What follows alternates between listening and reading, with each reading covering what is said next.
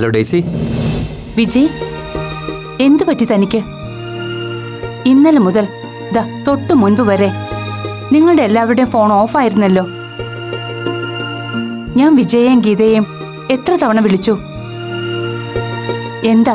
എന്താ നിങ്ങൾക്കൊക്കെ പറ്റിയത്? സോറി ഡേസി, ഇവിടെ ചെറിയൊരു പ്രശ്നം ഉണ്ടായിടോ. അതിൻ്റെ ഒരു കൺഫ്യൂഷനിലായിരുന്നു ഇത്രയും നേരം. ചെറിയ പ്രശ്നമോ?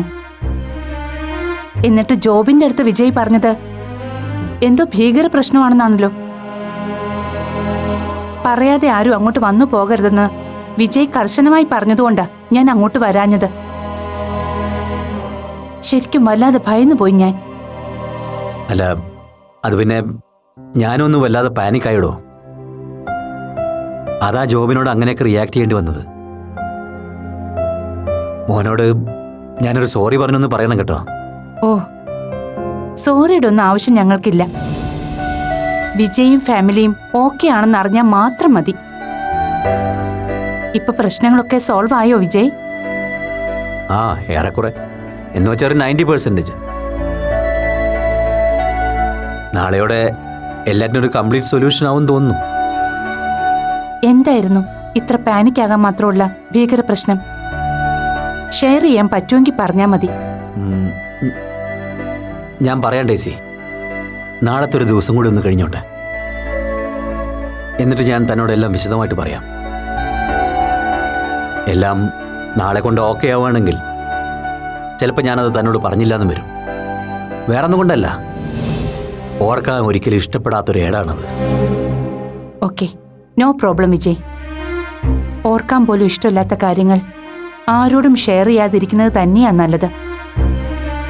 എന്തായാലും വിജയുടെ എല്ലാ പ്രശ്നങ്ങളും നാളത്തേടം കൊണ്ട് തീരട്ടെ. ഞാൻ പ്രാർത്ഥിക്കാം.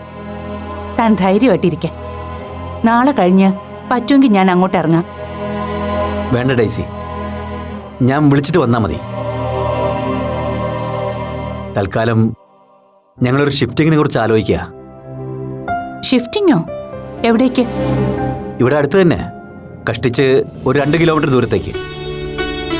അതെന്താ പെട്ടെന്നൊരു ഷിഫ്റ്റിംഗ്? ഹേയ്, ഒന്നുമില്ല. ഇവിടെ ചെറിയ ചില മെയിൻ്റനൻസ് വർക്കുകളുണ്ട്. അത് മാത്രമല്ല, തൽക്കാലത്തേക്കൊന്ന് മാറി നിൽക്കുമ്പോൾ ഈ നെഗറ്റീവ് വൈബ്സൊക്കെ ഒന്ന് മാറി എല്ലാവരും ഒന്ന് ഫ്രഷ് ആവുമല്ലോ, അത്രേ ഉള്ളൂ. ശരി, അങ്ങനെ ആവട്ടെ. മെയിൻ്റനൻസ് വർക്ക് കഴിഞ്ഞ് നിങ്ങൾ തിരിച്ചെത്തുമ്പോഴേക്കും ഞാൻ അങ്ങോട്ട് ഇറങ്ങാം. Okay, good night. Okay daisy, good night.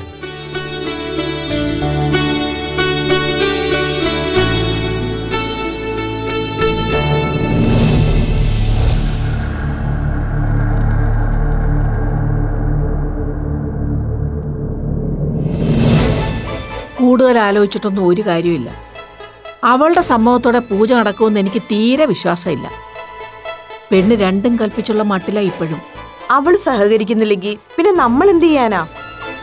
പൂജയും ഹോമവും ഒക്കെ പിന്നത്തേക്കെങ്ങാനും ആക്കാം, അതേ വഴിയുള്ളൂ.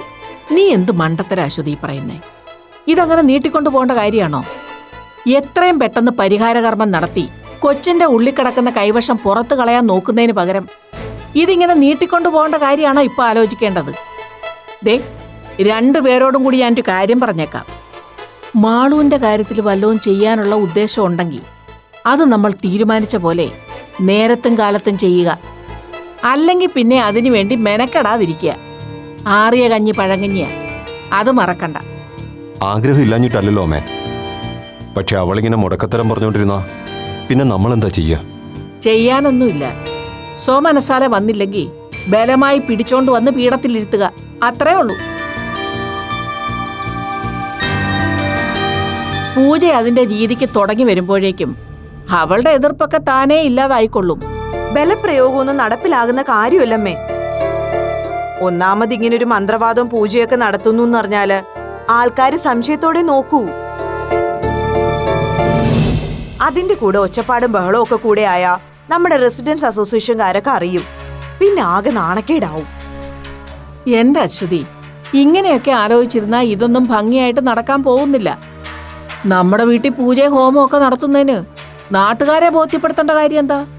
അശ്വതി പറയുന്നതിലും കാര്യമുണ്ടമ്മേ.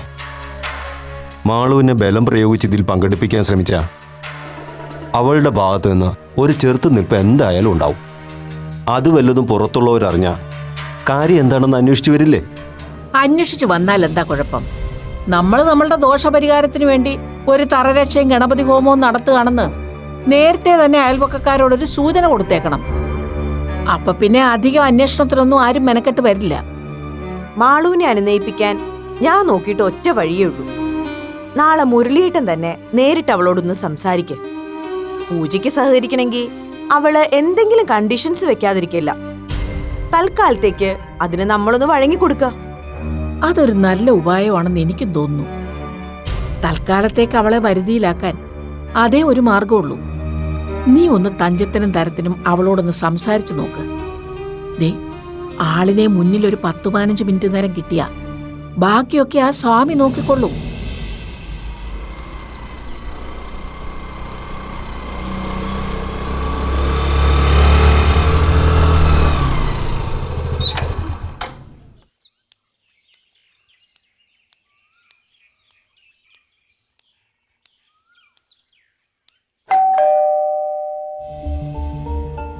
ആരാ?